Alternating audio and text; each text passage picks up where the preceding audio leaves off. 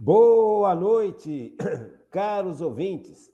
Estamos começando nesta sexta-feira, 5 de setembro de 2025. Em nome do Pai, do Filho e do Espírito Santo, o programa Kairos Tempo de Graça, de número 917. Eu sou Paulo Miziara e ficaremos juntos até às 9h30 da noite. Olha, lembra? Horário novo, das 8h05 às 9h30 da noite. Que bom! Estamos começando nos 1.600 kHz AM da Rádio 9 de Julho o programa. Quero agradecer demais à Paróquia Nossa Senhora do Brasil. Quero agradecer a você que está participando há tanto tempo, né? São quase 5 anos de programa, terminando o Catecismo da Igreja Católica. Você que está chegando agora, você que começou a participar já nesse horário novo, que está conhecendo o programa, muito bem-vindo, muito bem-vinda. É uma alegria recebê-los e é uma partilha, é uma formação bonita, legal, importante sobre o Catecismo da Igreja Católica. Veja, Catecismo da Igreja Católica. Então, esse estudo que nós estamos fazendo há alguns anos é um estudo que visa conhecer bem a sã doutrina da Igreja Católica. Então, foram anos de estudo, foram anos de aprofundamento, foram anos de transformação para todos nós. Eu falo isso para quem está chegando agora. Porque quem está chegando agora não teve a oportunidade de conviver conosco ao longo desses quase 5 anos. Mas aos poucos, devagarzinho, nós vamos relembrando pontos importantes do que nós já estudamos. Estamos no Catecismo da Igreja Católica estudando Vida em Cristo, Vida em Oração. É o último bloco do Catecismo. E nesse estudo sobre vida em Cristo e vida em oração, nós fomos vendo, isso aqui eu já posso adiantar para você que já participou e que está chegando agora, que o modelo de oração que nós temos é de Jesus Cristo. Jesus Cristo é o nosso modelo de vida, Jesus Cristo é o nosso modelo de oração. Vimos isso nessas 2 primeiras aulas desse horário novo, né? Para a gente recordar que Jesus é o centro do nosso estudo sobre vida de oração, e Jesus é o centro do nosso estudo sobre vida pessoal. Então, a nossa vida deve girar ao redor de Cristo na igreja. Presta bem atenção nisso, gente. Ao redor de Cristo na igreja. Porque Cristo age no mundo através da sua Santa Igreja Católica a partir dos seus sacramentos. Foi Jesus quem escolheu e foi Jesus quem definiu os sacramentos que a Igreja Católica ministra ao mundo. Então, Jesus, depois da sua ascensão ao céu, Jesus ressuscita, sobe ao céu, e você não enxerga mais Jesus, que nem os discípulos, que depois se tornaram apóstolos, começaram a enxergar, ou viveram com Jesus, enxergavam Jesus, ouviam Jesus. Então, depois da sua ascensão ao céu, Jesus não está mais visível. Jesus quis, na sua infinita sabedoria, continuar agindo no mundo através da igreja. Ele institui uma igreja. Pedro, tu és pedra e sobre ti eu vou erguer a minha igreja. Veja, é vontade de Deus, é vontade da Trindade Santa, não é uma vontade humana.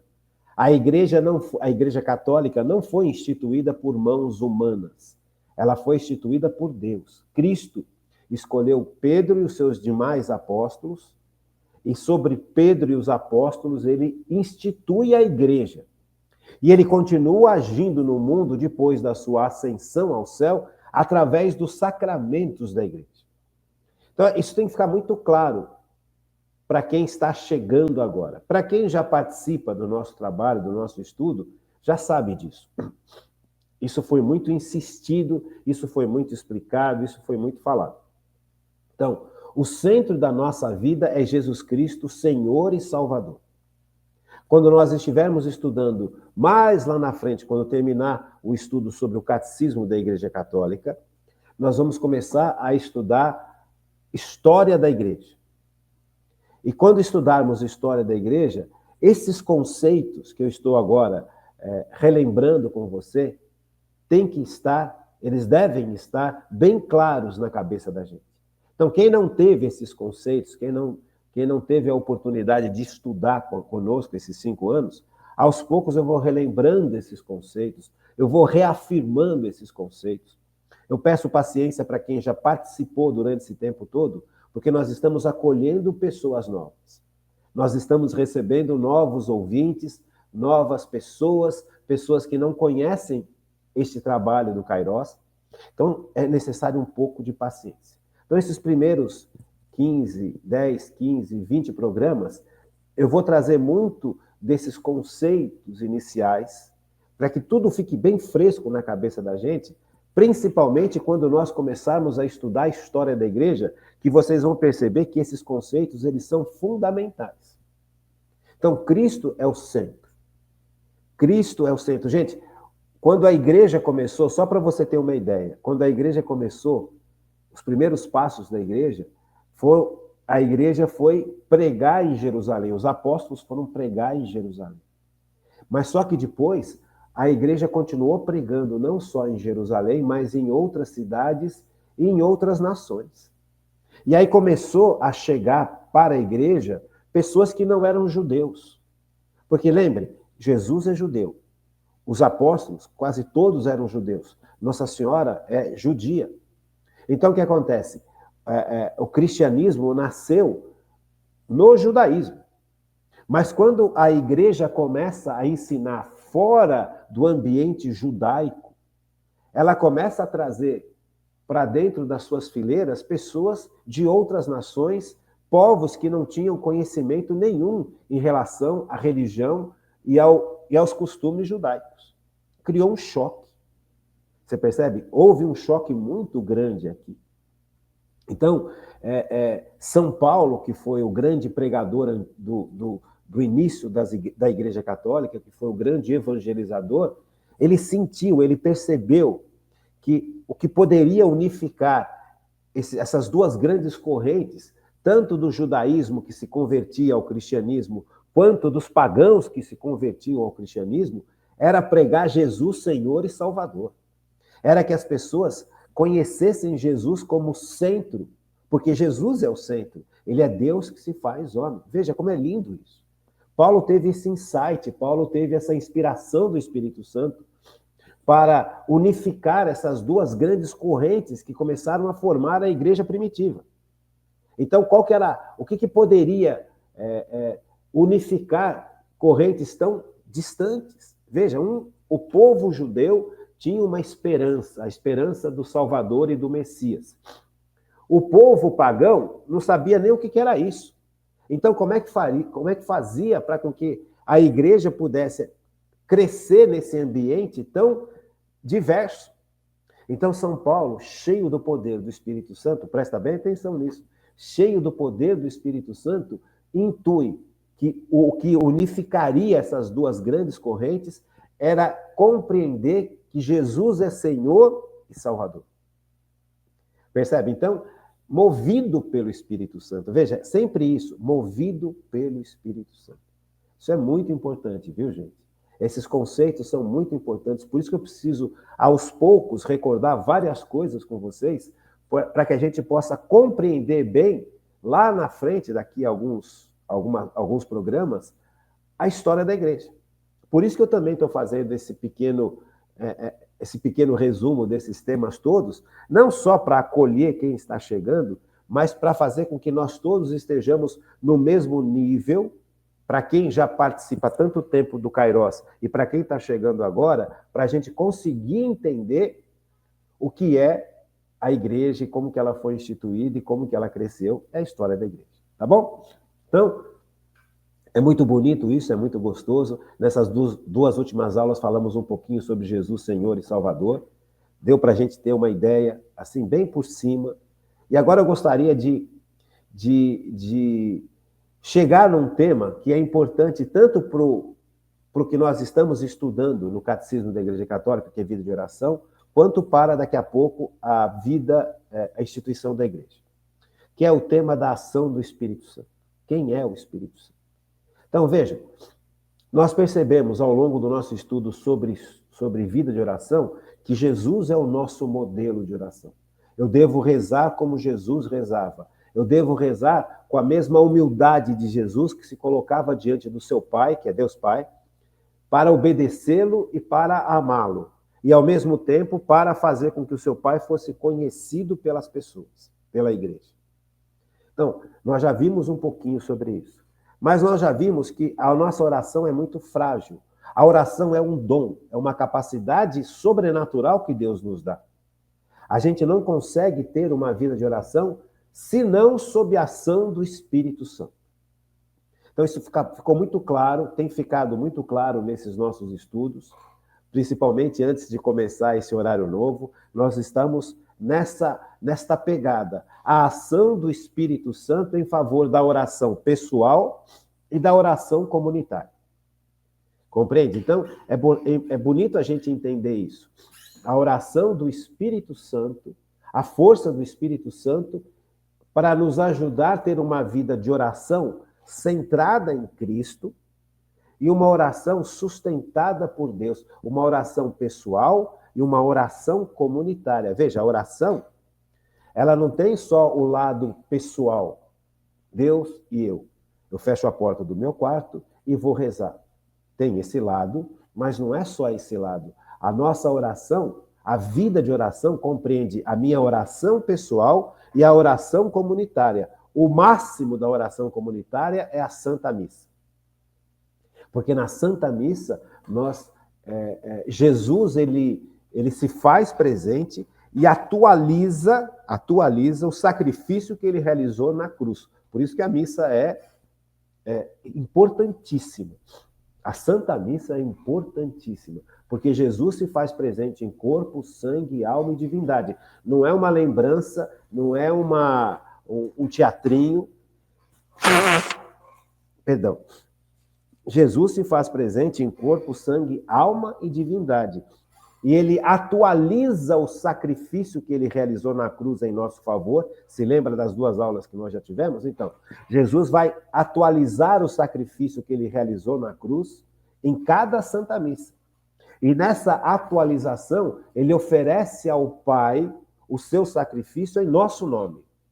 Então, a missa, ela é sacrifício de Cristo atualizado e oferecido ao Pai, e junto desse sacrifício, em nome de Cristo, no corpo e no sangue de Cristo, estão todas as nossas vidas, estão os nossos problemas, as nossas dificuldades, as nossas tristezas, os nossos anseios, as nossas esperanças, as nossas alegrias. É uma ação de graça, é um louvor, é uma adoração. Veja, todos os tipos de oração estão contidos na missa. Então, é uma oração comunitária. Nós juntos estamos oferecendo com Cristo aquilo que Cristo oferece. Então, a ação do Espírito Santo aqui é primordial. A ação do Espírito Santo na minha vida individual é primordial. Sem a ação do Espírito Santo, eu não consigo chegar em Cristo, estar em Cristo, continuar em Cristo. Então, aqui nós estamos no nosso estudo atual. É neste ponto, a ação do Espírito Santo na vida de oração, tanto no sentido pessoal, quanto no sentido comunitário. Tá bom? Então, nós estamos todos nessa toada, estudando a ação do Espírito Santo na vida de oração pessoal e na vida de oração comunitária. Tá bom? Então, isso aqui é o ponto em que eu vou deixar bem marcado. Agora, para quem está chegando agora, para quem está começando o programa, e para quem já esqueceu alguns detalhes importantíssimos, nós vamos fazer uma parada nesse estudo específico da oração e vamos relembrar quem é o Espírito Santo. Como que o Espírito Santo age, como que o Espírito Santo agiu em Cristo, como que o Espírito Santo agiu na Virgem Maria, como que o Espírito Santo agiu nos apóstolos e como o Espírito Santo age em nós. Agora começa um processo de 2 ou 3 programas em que nós vamos recordar a ação do Espírito Santo. Quem é o Espírito Santo e como que ele age. Isto é importantíssimo, tanto para o nosso estudo, que nós já estamos trabalhando, né, vida de oração, tanto quanto quando começarmos a trabalhar a história da igreja. Porque isso aqui é base. Assim como Jesus é o Senhor e Salvador, assim como esse ponto tão importante, agora vem um outro ponto que é importantíssimo, a ação do Espírito Santo. Veja, São Paulo, eu gosto muito dessa visão, eu acho muito legal estudar a história da igreja, quando nós começarmos, vocês também vão gostar muito, porque São Paulo, o grande pregador do início da igreja foi São Paulo, sem sombra de dúvida. O grande evangelizador dos povos é São Paulo. E ele foi compreendendo essas realidades, veja, esses pontos onde Jesus é marcado como Salvador e Senhor, e a ação do Espírito Santo está muito ligada à visão dos primeiros apóstolos. São Paulo, São Lucas, São João, isso aqui é muito importante. Eles foram intuindo ao longo da sua vida, não foi só um instante, mas ao longo da vida e da sua vida a serviço da igreja primitiva, a serviço da igreja católica, a serviço da igreja que Jesus instituiu, quando eles começaram a evangelizar e começaram a enfrentar as grandes dificuldades que cercavam aquela igreja que estava nascendo, que nasceu em Cristo e que apareceu em Pentecostes. Eles perceberam que era importante demais determinados pontos para poder ensinar para todo mundo. Esses pontos principais eles chamavam de querigma. Querigma é o anúncio poderoso de pontos que são extremamente importantes. Quais são esses 3 pontos extremamente importantes? Deus Pai, Deus Filho e Deus Espírito Santo. Quem é Deus Pai, Deus Filho, Deus Espírito Santo e a ação deles pessoal e na igreja. A ação da Trindade Santa. Nós temos um Deus só, Deus único, que tem 3 pessoas, Deus Pai, Deus Filho e Deus Espírito Santo. Nós estamos diante de um grande mistério.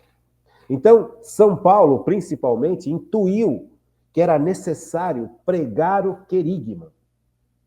Então, a Igreja Católica, ela inicia com a pregação do querigma. Quem é Deus Pai, quem é Deus Filho, quem é Deus Espírito Santo. É isto que fez com que a Igreja Católica tivesse um cimento, tivesse uma base de início. Não foi só isso, mas isso era a base, era o cimento por onde foi construído todo o resto. É a base, é o alicerce, o querigma.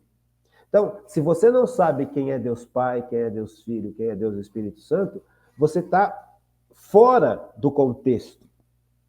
É importante demais. Então, nós já falamos um pouquinho sobre Jesus, Senhor e Salvador, que é a segunda pessoa da Trindade, e agora nós vamos falar um pouquinho sobre a terceira pessoa da Trindade, que é o Espírito Santo.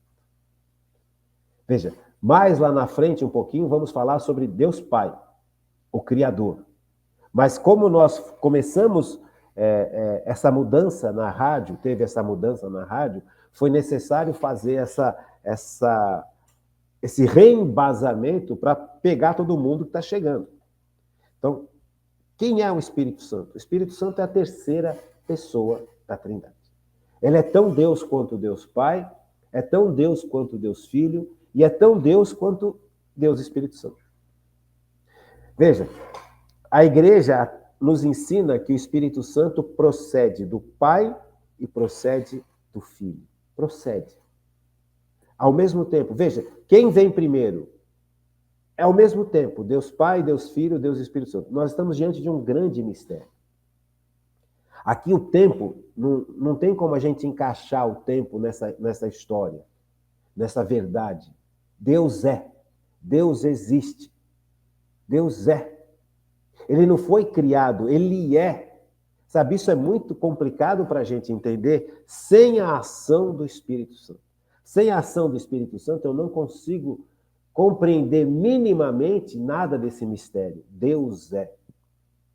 Sabe, Deus não se criou, Deus é. Veja, quando Moisés chega diante de Deus, diante da sarça ardente, a sarça ardente era um arbusto. Moisés era o grande libertador, foi o grande libertador de Israel. Então Moisés ele teve que enfrentar uma realidade muito dura da história de Israel. Moisés ele nasceu numa época em que o povo de Israel, o comecinho de Israel, depois lá de Abraão, Isaac e Jacó, Jacó teve os filhos, as 12 tribos, e Jacó, cada filho uma tribo, Mas esse comecinho da história de Israel, neste comecinho, Israel se tornou escravo do Egito, ao longo da história. Israel ficou 400 anos escravo. O povo de Israel, esse povo que surge de Jacó, né? Que é o filho de Isaac, e Isaac é o filho de Abrão. Este povo que surge de Jacó, que tem os 12 filhos, acabou sendo formado e logo em seguida se tornou escravo de uma grande nação chamada Egito. Então, o faraó do Egito, que era o grande imperador do Egito, que era o grande rei do Egito, que era um império terrível antes de Roma, bem antes de Roma. Então, esse imperador, ele era brutal, ele era terrível. E o povo de Israel sofria muito, muito, muito. E o povo de Israel é o povo de Deus, o povo do Deus verdadeiro. O povo do Egito adorava falsos deuses. E o próprio faraó se via como Deus e se apresentava como filho de Deus, filho do Deus Sol. Percebe? Então, o Deus verdadeiro não suporta ver o seu povo passar por tanta humilhação, por tanta fragilidade, por tanta violência. Então, o Deus verdadeiro não fica indiferente ao sofrimento do povo de Israel. Não fica. Então, ele vai libertar este povo das mãos do faraó através de Moisés. Ele escolhe e prepara Moisés para ser o libertador. Então, nós estamos aqui diante de uma realidade histórica. Então, Moisés vai libertar o povo de Israel das mãos do faraó, das mãos dos falsos deuses, e Moisés vai mostrar, tanto para o faraó quanto para o Egito, e principalmente para o povo de Israel, quem que é o Deus verdadeiro. O Deus verdadeiro é o Deus de Moisés. O Deus verdadeiro vai vencer os falsos deuses e libertar o povo de Israel. E vai libertar o povo de Israel. E Moisés vai levando este povo, que foi libertado por ele mesmo, por Deus, através de Moisés, durante 40 anos no deserto para se purificar de uma vida de escravos, de uma vida de pessoas que se tornaram escravas, sendo que elas deveriam ser os grandes anunciadores de um mundo novo, que é o mundo onde Deus verdadeiro existe e reina. Percebe? Então, essa história é uma história muito bonita, é uma história muito linda, que aos poucos eu vou relembrar com vocês e vou ensinando para quem não teve a oportunidade de conhecer. Mas aqui Deus vai se revelar de forma muito forte. Aqui nessa história de libertação do povo de Israel das mãos do faraó, é uma história de muita dor, de muito sofrimento, de muita batalha, mas é um momento onde Deus se revela para o Antigo Testamento, para aquela época do Antigo Testamento, de uma maneira muito poderosa e muito clara. Tanto é que Deus abre o mar para o povo de Israel passar. E quando o povo de Israel passou, o mar se fechou em cima do exército do faraó e acabou com o exército do faraó. Então, o povo de Israel viu a ação poderosa de Deus em seu favor. Presenciou esta ação. Quem que ungia Moisés para que Moisés pudesse ser esse grande libertador? O Espírito Santo. E aqui nós começamos a perceber que o Espírito Santo, ele tem uma ação específica. Ele tem uma ação na história do povo de Israel, e ele tem uma ação na história da nossa igreja, e ele tem uma ação na nossa vida pessoal, que a gente não tem a menor ideia, muitas vezes, de que é o poder e a ação dessa terceira pessoa da Trindade, que é o Espírito Santo. Veja, mas no tempo do Antigo Testamento, o Espírito Santo agia de fora para dentro, porque o mundo estava preso ao pecado. O mundo ainda, as pessoas estavam escravas do pecado, escravas da morte. Com Cristo, Cristo vence essa escravidão do demônio que tinha sido imposto sobre a humanidade a partir do pecado e possibilita a ação do Espírito Santo dentro da gente. Então, no Antigo Testamento, o Espírito Santo agia de fora, ele ungia, ele fazia com que as pessoas tivessem uma força e um entendimento diferente de outros. Você percebe? Então, a ação do Espírito Santo é uma ação que ilumina, e é uma ação que fortalece. E esta descoberta foi acontecendo ao longo de milênios, gente. Não é de um dia para o outro. Essa história, por exemplo, esses 400 anos que Israel ficou preso e escravo do faraó, foi uma história terrível. Não é uma brincadeira. Sabe, são 400 anos de injustiças, de escravidão, de violência e de destruição. Aquele povo que estava escravo era um povo que deveria ser luz para o mundo antigo. E aquele povo que deveria ser luz para o mundo antigo estava calado, escravizado e quase destruído. Deus não fica indiferente ao sofrimento da humanidade. Deus não é um Deus indiferente. Deus não é um Deus distante. Deus é um Deus presente. E esta presença de Deus, este poder de Deus, esta força de Deus, este amor de Deus se manifesta para nós a partir de Cristo de forma muito clara e do poder do Espírito Santo. Então, o Espírito Santo, ele procede do Pai e do Filho. Pai e Filho. Santo Agostinho, não sei se você conhece Santo Agostinho, um grande santo da igreja. Nós teremos a oportunidade de estudar bastante Santo Agostinho, nós teremos a oportunidade de estudar muito sobre a sua conversão e a sua transformação e o seu gênio. O gênio de Agostinho ajudou e ajuda até hoje muito a igreja. Então, Santo Agostinho, ele compreendeu coisas desse mistério da Trindade Santa que nós até então não tínhamos compreendido. E ele nos traz isso, nos deixa guardado. Por isso que é importante estudar a história da igreja. Santo Agostinho, ele meditava muito sobre o mistério da Trindade. Um Deus que é único e, ao mesmo tempo, tem 3 pessoas.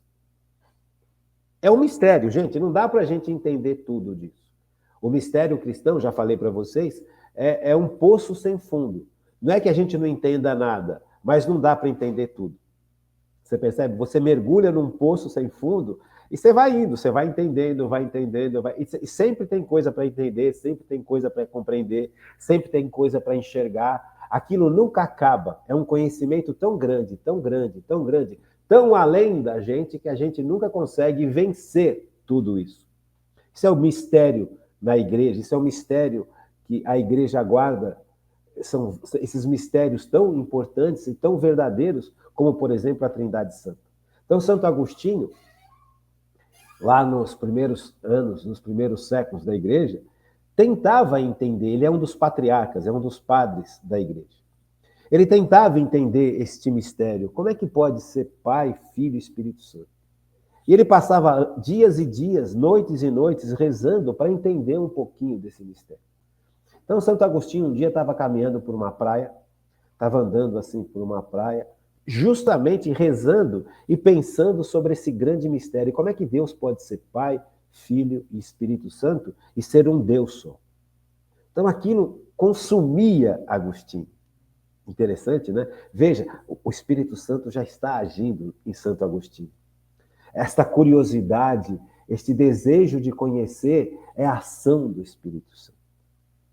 Só que o Espírito Santo, como é Deus, assim como o Pai é Deus, assim como Jesus Cristo é Deus, assim como o Espírito Santo é Deus, são 3 pessoas divinas e um Deus só. É tão unido, a Trindade é tão unida, mas tão unida que ela, de 3 pessoas, é um Deus só. Não tem separação, não tem qualquer coisa que interfira entre o Pai, o Filho e o Espírito Santo.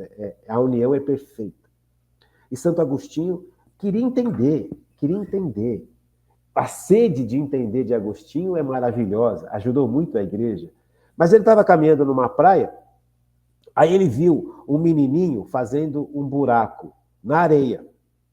Na areia. Santo Agostinho passou, viu o menininho fazendo um buraco na areia, e ele ficou curioso de ver Santo Agostinho agir, o menininho agir, porque o menininho fazia o buraco, abriu bem o buraco na areia, aí ele ia lá na água com uma lata, com lata não tinha naquela época, né? Mas com um pedacinho de alguma coisa, pegava a água do mar e colocava a água no buraco, com uma cuia.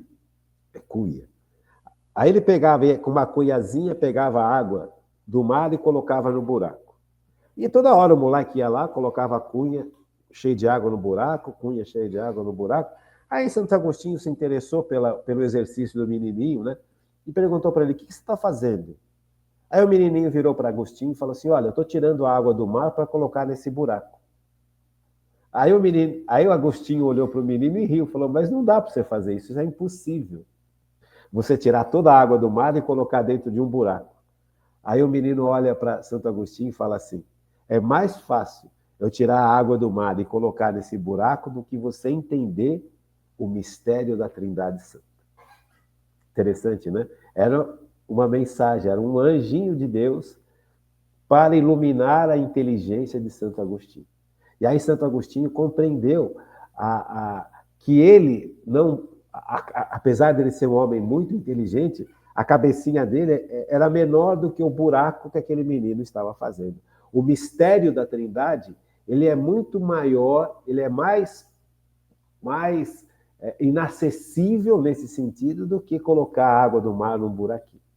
Então, Agostinho entendeu que ele precisava deixar desta angústia, ele precisava deixar que o Espírito Santo o iluminasse na medida que ele suportaria para entender quem é a Trindade Santa.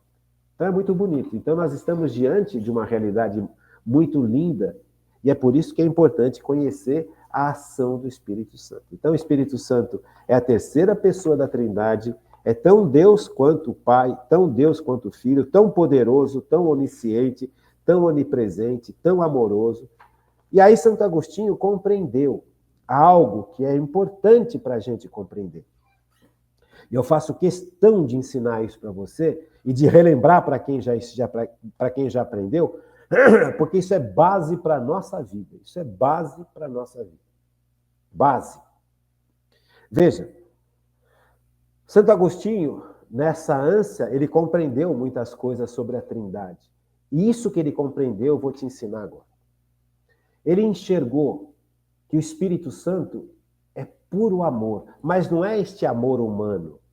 Não é este amor cheio de altos e baixos. Não é um amor frágil, é um amor perfeito. É um amor que transcende, é um amor que é constante, é um amor que é super, super poderoso, é um amor que transforma. Santo Agostinho compreendeu que o Espírito Santo, nessa ânsia de entender, ele percebeu que Deus Pai, ama tanto a Deus Filho, e Deus Filho ama tanto a Deus Pai, mas tanto, e este amor do Pai pelo Filho e do Filho pelo Pai é tão grande, é tão perfeito, é tão profundo, que este amor se personifica na terceira pessoa da Trindade, que é o Espírito Santo. Então, Santo Agostinho compreendeu de forma sublime que o Espírito Santo é puro amor. É o amor do Pai pelo Filho e do Filho pelo Pai. Por isso que a Igreja explica que o Espírito Santo procede do Pai e procede do Filho. Dá para entender? Que coisa mais linda, que coisa mais maravilhosa. Este proceder é muito mais do que um sair. Procede daqui e procede dali. É muito mais. Não é algo que procede, é o amor que procede. Veja, Deus é puro amor. A primeira carta de São João fala exatamente isso. Deus é amor. Mas não é um amor humano, como o nosso amor humano, que é cheio de altos e baixos, que é cheio de medos, que é cheio de raiva, de iras, de malícias, de impurezas, de desejos. Não. O amor de Deus é um amor perfeito. É tão perfeito o amor de Deus que de Deus surge o universo. Deus cria o universo. Percebe? Para partilhar este amor que ele é e este amor que ele tem. Então, Santo Agostinho compreende algo desse grande mistério da Trindade. Veja, o Espírito Santo procede do Pai e procede do Filho. Veja, mas é muito mais do que proceder. É o amor que o Pai é, e o amor que o Filho é, e o amor que o Pai tem pelo Filho, e o amor que o Filho tem pelo Pai. Este amor tão grande, tão eterno, tão imutável, tão perfeito, personifica a terceira pessoa da Trindade. Veja, então o Espírito Santo é este amor do Pai pelo Filho e do Filho pelo Pai que age no meio da Trindade, que torna um com o Pai e que torna um com o Filho. Que coisa linda, né? Então, quando eu estudei isso pela primeira vez, quando eu enxerguei isso pela primeira vez, gente, o meu mundo religioso se abriu. Por isso que é importante a gente estudar a história da igreja. Por isso que eu faço questão de estudar com vocês história da igreja quando nós terminarmos de estudar o catecismo da Igreja Católica. Faço questão, porque essas verdades Deus foi revelando ao longo dos séculos, ao longo dos milênios. Mas esta revelação, ela precisava ser entendida, ser mastigada, ser guardada e ser ensinada. Então, é muito diferente você ouvir, por exemplo, o Espírito Santo procede do Pai e procede do Filho, ao mesmo tempo. Será? Sabe, é uma explicação, mas é uma explicação que necessita de algo a mais, que necessita fazer com que não só a gente compreenda isso de uma forma muito mais profunda e muito mais eficaz do que a própria explicação. Veja, quando você percebe que o amor do Pai e o amor do Filho são tão perfeitos, e esse amor é tão constante, e esse amor é tão sobrenatural e é tão poderoso. Olha só os detalhes, gente. Perfeito, constante, poderoso. Esse amor personifica a terceira pessoa da Trindade, que é o Espírito Santo. E esse amor vem agir tanto em Moisés, tanto em Abrão, tanto quanto em Isaac, tanto quanto nas 12 tribos de Israel, de fora para dentro. Agora esse amor, pelos méritos de Cristo, age dentro de nós. Quando nós somos batizados e crismados na igreja, este amor vem agir dentro de nós. Não é bonito? Não é bonito descobrir essas verdades? Não é bonito a gente mergulhar naquilo que a igreja tem guardado, nesses mistérios tão importantes? Veja, o Evangelho de São Mateus, capítulo 3, versículo 17, diz assim: E do céu baixou uma voz e disse: Eis o meu filho muito amado, em quem ponho a minha afeição. Então, aqui Jesus está diante de uma situação. Ele vai ser batizado, ele não precisava ser batizado, ele é cheio do Espírito. É ele quem nos batiza no Espírito Santo. É ele quem faz com que nós tenhamos o Espírito Santo agindo dentro de nós. Mas ele quis passar pelo batismo que João propunha. Teve um momento da história da igreja, já com Cristo presente, que João Batista, o grande anunciador da chegada de Jesus, estava batizando o povo de Israel. O que significa o batismo de João? Era um batismo de arrependimento. Era um mergulho no arrependimento para poder esperar a chegada do Messias prometido. Para se preparar para a chegada de Jesus.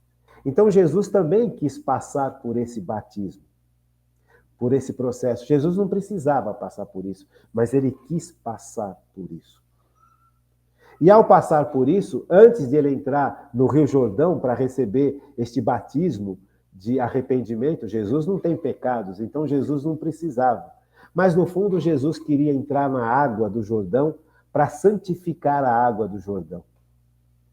Então Jesus, ele passa por esse processo com muita humildade, mas antes de passar por esse processo, Deus Pai se manifesta. Veja, nós estamos diante aqui de uma teofania. Teofania é a manifestação de Deus de forma muito clara.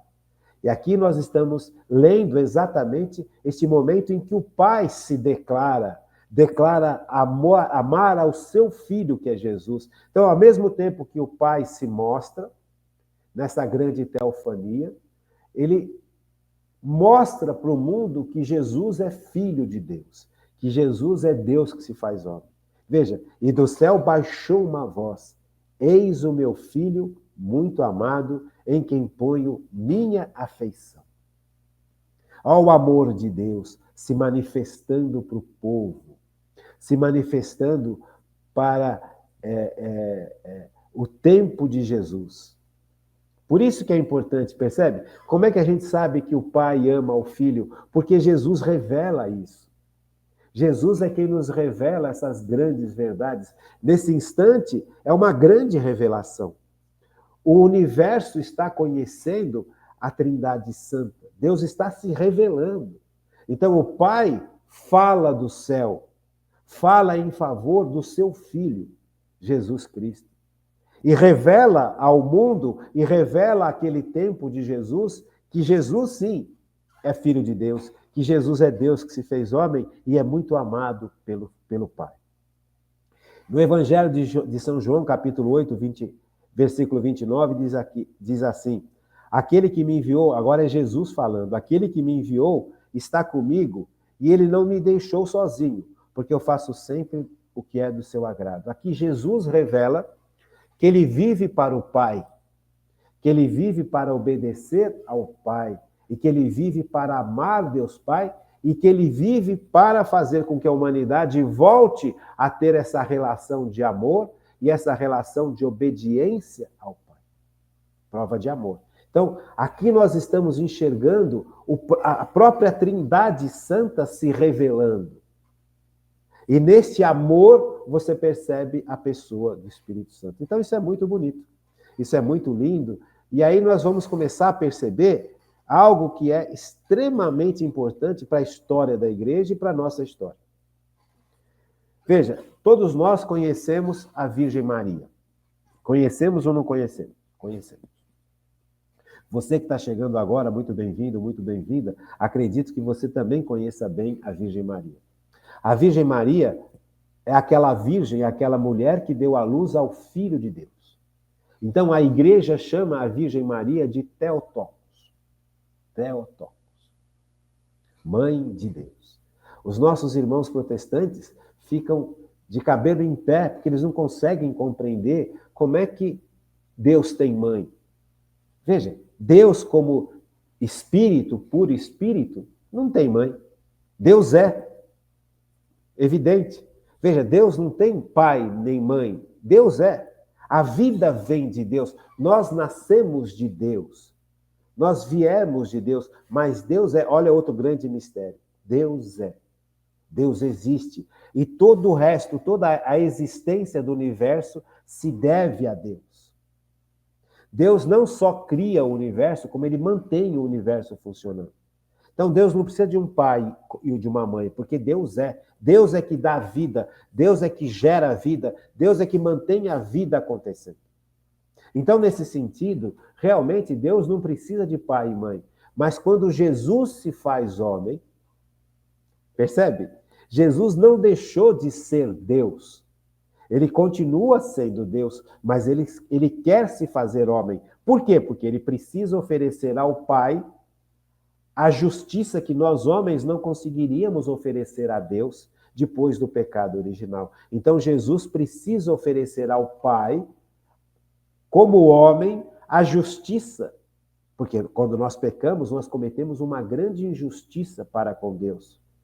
E as injustiças devem ser sanadas. É que nós perdemos como população o sentido de sanar as injustiças. Nós vivemos hoje uma época tão distante de Deus, tão longe do amor de Deus, tão longe das verdades, que nós perdemos o senso básico de justiça. Percebe? Nós perdemos o senso básico de justiça. Se você comete uma injustiça, você deve pedir perdão pela injustiça que você cometeu e você deve oferecer algo para resolver essa injustiça. Então, quando o pecado aconteceu, nós cometemos uma injustiça tremenda contra Deus, impossível de remendar essa injustiça contra Deus. Então, era necessário que Deus mesmo oferecesse a Deus a justiça que nós não conseguiríamos oferecer. Por isso que Jesus se faz homem.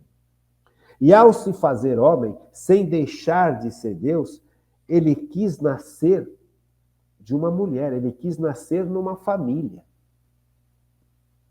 Percebe? Jesus poderia ter nascido sem uma família, porque ele é Deus, ele pode tudo. Onipotente. Mas Deus não age fora das suas leis, Deus não age fora do seu amor, Deus não age fora da sua sabedoria. Ele podia fazer o que ele quisesse, mas ele não faz o que ele quer desse jeito. Ele faz de acordo com a verdade que ele é, com a verdade que ele revela para a humanidade. Se ele revela para a humanidade uma verdade, porque Deus vai se revelando, ele não vai contra a revelação dele. Então Deus quis se fazer homem, e Jesus, a segunda pessoa da Trindade, aceitou esta missão de salvar a humanidade e quis nascer de uma mulher. Então, nesse sentido, Theotokos significa mãe de Deus que se faz homem. Por que os protestantes não aceitam isso? Porque eles não deixam que o Espírito Santo ilumine a cabeça deles.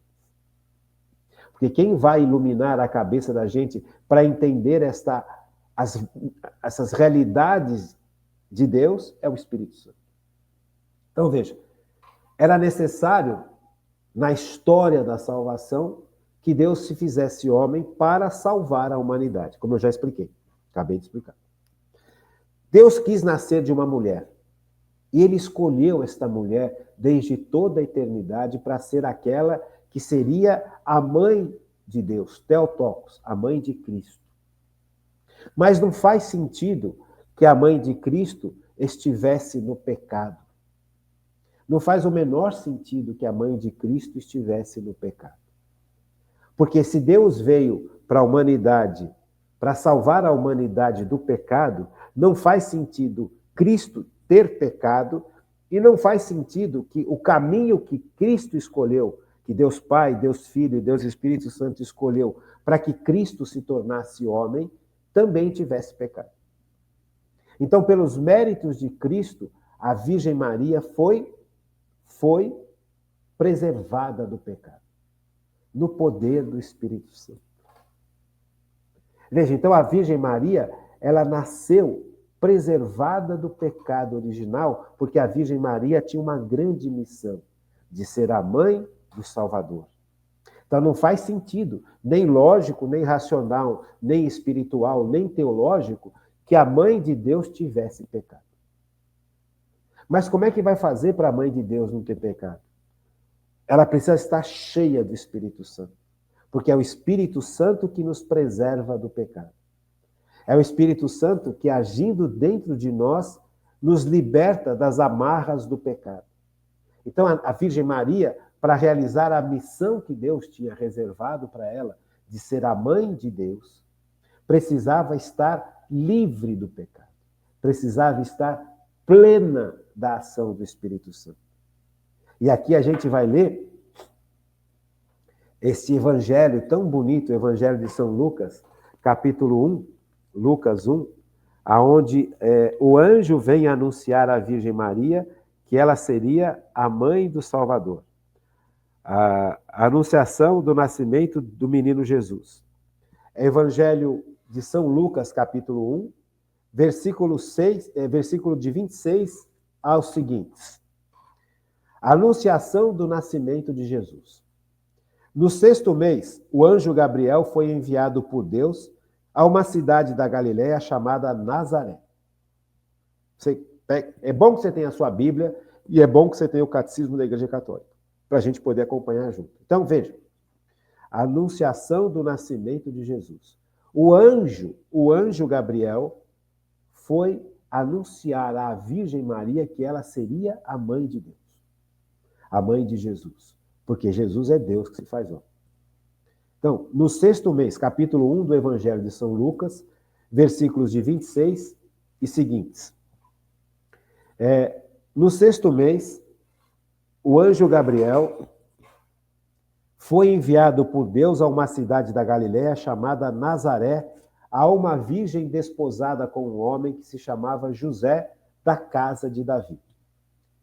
E o nome da virgem era Maria. Entrando o anjo, então, a Virgem Maria era desposada de São José. O que significa isso? Ela era noiva. Era noiva. Naquele tempo antigo, no Israel antigo, o noivado era a preparação realmente para uma vida de casado. O noivado já era o início do casamento. Só que eles não coabitavam, eles não viviam juntos. Enquanto José estava preparando a casa, estava preparando aonde eles iriam morar, a Virgem já estava separada para José, já estava casada, mas não tinha coabitação, não viviam juntos. Era um tempo onde o marido iria preparar todas as situações, a casa, o trabalho, para sustentar o casal. Então a Virgem Maria estava rezando, estava em oração, e surgiu e apareceu para ela o anjo Gabriel, o arcanjo Gabriel, para anunciar à Virgem que ela seria a mãe de Deus. Veja, nesta época de Israel, no tempo de Jesus, muitas mulheres esperavam que elas seriam a mãe de Deus. Porque isso é uma promessa que já acontece desde o Antigo Testamento. Desde o tempo de Isaías, já havia essa promessa: uma virgem dará à luz ao Messias. Então, o povo de Israel já estava esperando que viesse o Messias, que chegasse o Messias. E um dos sinais que o Messias havia chegado é que o Messias deveria nascer de uma virgem. Percebe? Como é que o Messias vai nascer de uma virgem, gente, se é virgem? Percebe? Como é que o Messias estaria no seio de uma mulher que é virgem? Você compreende? É importante a gente entender esses detalhes, né? Porque a gente ouve tanto isso e passa batido. Passa batido. Como é que uma virgem vai dar à luz se ela é virgem? Veja, então nós estamos diante de algo que é uma realidade milagrosa. Então Isaías, séculos antes, o profeta Isaías, séculos antes, já estava anunciando um dos sinais claros da chegada do Messias é que a virgem daria à luz. Mas como é que é virgem e está grávida? Percebe? Quer dizer, eu não sei se você já pensou nisso, eu não sei se você já teve esse insight, eu não sei se você de repente já caiu em si e percebeu essa situação tão inusitada. Então, o povo de Israel, no tempo de Jesus, esperava milagres, esperava fatos que fossem sobrenaturais. Um deles era exatamente a virgem dar à luz. Agora, mas como que uma virgem vai dar à luz se ela é virgem? Eu não sei se a gente já pensou sobre isso. Eu não sei se a gente já teve essa curiosidade santa. Veja, então nós estamos diante aqui de uma promessa de Deus que está acontecendo. O Messias iria chegar a partir de uma virgem que dá à luz.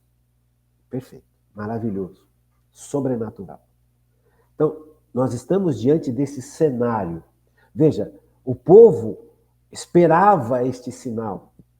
E as mulheres de Israel, na época de Jesus, sonhavam em ser esta a virgem, ser esta virgem que daria luz ao Messias. Imagine a honra que essa mulher deveria viver. Imagine a grandeza humana. Mas a Virgem Maria, ela era uma menina, 14 anos de idade, prometida a José, que estava em oração. Ela nunca imaginaria que ela seria a mãe de Jesus. Apesar de ser preservada do pecado, apesar de ter nascido sem conhecer pecado pelos próprios méritos de Jesus Cristo, porque Jesus Cristo está além do tempo. Ele pode derramar os seus méritos à sua mãe. Então, a Virgem Maria foi preservada do pecado, porque o Pai, Deus Pai assim o quis, pela missão dela de ser a mãe de Deus, e foi preservada do pecado porque não faz sentido o Filho de Deus nascer do pecado. Então, os méritos de Cristo caíram sobre a Virgem Maria para que ela fosse cheia do Espírito Santo e não caísse em pecado. Uma coisa é nascer sem pecado e outra coisa é, depois de ter nascido sem pecado, coisa que só a Virgem Maria pôde ter, e não cair em pecado. Veja, quando você estuda o comecinho da igreja, o comecinho da Bíblia, você vai ver que no Gênesis, aquela imagem tão simbólica, tão linda de Eva, Adão e Eva. Adão e Eva também nasceram sem pecados, mas Eva caiu no pecado e levou Adão junto. E o pecado entrou na humanidade. Veja, a Virgem Maria também nasceu sem pecado. Por isso que fala que a Virgem Maria é a nova Eva. Só que a Virgem Maria, diferentemente de Eva, não caiu no pecado pela ação do poder do Espírito Santo sobre ela, porque ela tinha a plenitude do Espírito Santo, para poder viver como ela viveu. Virgem antes, virgem durante o parto e virgem depois do parto. Veja, Isaías já tinha falado isso para o mundo inteiro, séculos antes. Então, esse é o cenário que nós estamos estudando. Então, o anjo, ao aproximar-se dessa virgem, disse-lhe: ave cheia de graça, o Senhor é contigo. Veja, o arcanjo Gabriel, quando se manifesta à Virgem Maria, presta bem atenção nisso, ele olha para a Virgem Maria e ele, arcanjo, fica espantado de ver que aquela menina de 13, 14 anos de idade era diferente de todas as outras mulheres do mundo, do universo inteiro. Por quê? Pelos méritos dela? Não, porque ele percebeu como anjo, porque o anjo tem uma visão espiritual que nós não temos. Os anjos enxergam de forma diferente da gente. Então o anjo, ao perceber, ao ver a Virgem Maria, ele percebe que aquela menina estava cheia de graça. Ele fala, ave cheia de graça. Percebe? Ave significa uma saudação. Olá, como é que você vai? Então ele não vai falar olá, como é que você vai? Ele saudava com este ave. Ave. É uma forma de saudar grandes autoridades. Você pega, por exemplo, no tempo de César, que era um imperador romano, o povo saudava César com ave César. Percebe? O César obrigava o povo a saudá-lo como uma grande autoridade, porque César é a grande autoridade romana. Veja, então, o ave é uma forma de saudar grandes autoridades. Então, o anjo está usando esta fórmula de saudar grandes autoridades para a Virgem Maria. Então, ele percebe uma autoridade sobrenatural na Virgem Maria. Ave cheia de graça. O que significa este cheia de graça? Cheia do Espírito Santo. Ela já estava cheia do Espírito Santo antes de Cristo nascer, pelos méritos de Cristo. Deu para entender? Então, a Virgem Maria é a Virgem Maria por causa da ação do Espírito Santo. Ela é virgem antes de conceber, é virgem depois de conceber, pela ação do Espírito Santo. Ela vai conceber Jesus pela ação do Espírito Santo. Veja, então, Isaías, quando lá atrás proclama que uma virgem dará à luz, veja a grandeza desta profecia de Isaías, séculos antes de Jesus nascer. Como é que alguém vai entender uma profecia dessa antes que ela aconteça? Porque Isaías está proclamando antes do acontecimento, séculos antes. Deus mostrou para o profeta Isaías do Antigo Testamento, que uma virgem seria o caminho por onde Jesus viria, por onde o Messias viria. Por isso que ele fala, uma virgem dará à luz. Se é virgem, não tem como dar luz, porque não pode ser virgem depois que teve o ato sexual. O ato sexual rompe a virgindade de uma mulher. Percebe? Mas a Virgem Maria, ela vai gestar Jesus não por um ato sexual humano, mas pela ação poderosa do Espírito Santo. E é exatamente isso que fala a palavra de Deus. Veja, entrando o anjo, disse-lhe: ave cheia de graça, o Senhor é contigo. Perturbou-se ela com essas palavras e pôs-se a pensar o que significaria semelhante saudação. O anjo lhe disse: não temas, Maria, pois encontraste graça diante de Deus. Está vendo? Ou seja, você foi escolhida por Deus. Eis que conceberás e dará luz a um filho, e lhe porás o nome de Jesus. O anjo anuncia isso para a Virgem. Ele será grande e chamar-se-á Filho do Altíssimo. E o Senhor Deus lhe dará o trono do seu pai Davi e reinará eternamente na casa de Jacó. E o seu reino não terá fim. E aí vem Maria. Maria perguntou ao anjo. Maria não duvidou, Maria não ficou orgulhosa, Maria não ficou prepotente. Mas ela perguntou: mas como que se fará isso se eu não conheço o homem? Veja. E Maria perguntou ao anjo: como se fará isso, pois eu não conheço o homem? Ou seja, ela está reafirmando: eu sou virgem. Como que eu vou dar à luz a um filho se eu sou virgem? Se eu não tenho relações com homens? Veja, São José ainda não estava casado com a Virgem Maria. E depois que José realmente efetivou o casamento, eles não tiveram relação sexual. Por incrível que pareça. Isso é outra coisa que choca o mundo. Ainda mais esse mundo de hoje, hipersensualizado. Esse mundo em que nós todos somos mergulhados em pornografia, em impureza, em desejos o tempo inteiro. Tudo nos leva a ter desejo sexual exacerbado. Então a gente não consegue conceber esta realidade. A gente não consegue conceber que um casal possa se amar tanto, e esse amor ser tão poderoso que supera a realidade da ação sexual. E ser um casal pleno. Porque é o Espírito Santo, é o amor de Deus que sustenta a Virgem Maria e é o amor de Deus que sustenta São José, porque eles viviam totalmente para Deus. Veja, então, a Virgem Maria está falando: eu não sei como é que eu posso viver, como é que eu posso dar à luz a um filho que seja o próprio Messias. Nem a Virgem estava entendendo direito. E olha a resposta do anjo para ela. Respondeu-lhe o anjo: o Espírito Santo descerá sobre ti e a força do Altíssimo te envolverá com a sua sombra.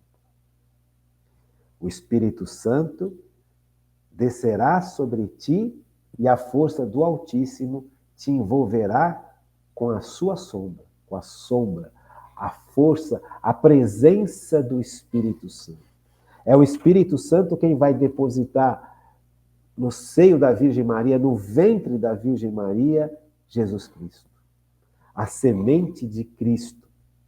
Então a Virgem Maria dará luz ao Filho de Deus por obra e graça do Espírito Santo. Olha que coisa mais linda! Nós estamos entrando realmente nesta realidade sobrenatural. A realidade sobrenatural do amor que Deus é. Veja, este amor que Deus é, ele não guarda só para si, ele derrama sobre a humanidade, tanto na criação e agora, de uma forma assim tão estupenda, tão maravilhosa, tão milagrosa, em que Cristo, o nosso Salvador, a sementinha de Cristo, foi depositada no ventre da Virgem Maria pelo próprio Espírito Santo. Veja, e ela vai desenvolver Jesus no seu ventre. Jesus vai nascer de uma virgem. E a virgem continua virgem. Pelo poder, o mesmo poder que colocou a sementinha no ventre da Virgem Maria, é o mesmo poder que fez com que a virgem continuasse virgem, porque ela vai dar à luz de forma milagrosa, sem dor, sem romper a sua virgindade pelo poder do Espírito Santo. Gente, que coisa mais linda! Como faz falta a gente conhecer essas verdades, como faz falta a gente conhecer essas realidades tão importantes. Lindo, não é lindo? Eu acho isso maravilhoso, gente. Eu quero partilhar, por isso eu quero partilhar com você a ação, quem é o Espírito Santo, como que ele age. Veja, a Virgem Maria é o que a Virgem Maria é, porque a Virgem Maria continua atuando, e nós vamos estudar isso aqui na próxima aula, pelo poder do Espírito Santo. Então, se eu não sei quem é o Espírito Santo, se eu não sei como o Espírito Santo já agiu e como o Espírito Santo age, eu não sei nada. Porque nós dependemos na nossa vida de Deus para tudo. E Deus age no nosso coração interiormente, de preferência pela ação da graça que nos santifica, pela ação do Espírito Santo. Tá bom? Eu quero agradecer a Cícia da Campina, que me mandou uma mensagem tão bonita. Deus abençoe muito nesta missão. Nossa Senhora te cubra com o manto sagrado. Amém. Muito obrigado, viu, Cícia da Campina? Muito obrigado. Por sinal, deixa eu pedir para você, o programa, como ele mudou o horário e como a rádio também mudou muita coisa, o programa passa pela internet, não mais pelo Facebook, mas sim pelo YouTube. E agora, acho que o YouTube já, quando o programa for vinculado no YouTube, já vai ter como você mandar mensagens através do YouTube. As mensagens do YouTube estavam fechadas no nosso programa. Mas agora a rádio já está tomando as providências para que aquele espaçozinho onde você aperta no YouTube para você poder vincular a sua mensagem escrita ou a sua mensagem gravada esteja também apta para acontecer no YouTube. Se você quer me mandar uma pergunta, uma dúvida, se você quer fazer um elogio, como fez aqui a Cícera Campina, manda pelo Zap, pelo telefone da rádio, 3932-1600. É o Zap da rádio. Você grava uma mensagem e manda para o programa. Uma mensagem de apoio, uma crítica bem construtiva, de forma educada, uma dúvida, uma pergunta, assim como nós sempre fizemos ao longo desses anos todos. Só que agora não tem como ser mais pelo Facebook. Tem que ser só pela rádio ou pelo YouTube e pelo Zap, tá bom? Então eu aguardo as suas mensagens, aguardo as suas perguntas e estamos nessa atuada, nesse estudo e nessa recordação. Tá legal, pessoal? Então tá bom. Fiquem com Deus, uma boa noite e até segunda-feira, se Deus quiser. Boa missa, hein, gente? Boa missa.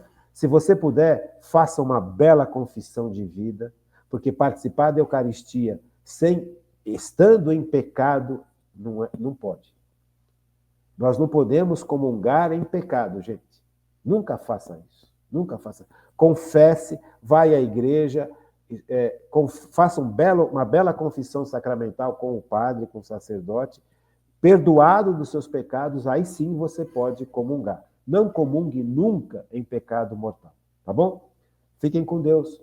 Um bom final de semana e até segunda-feira, se Deus quiser.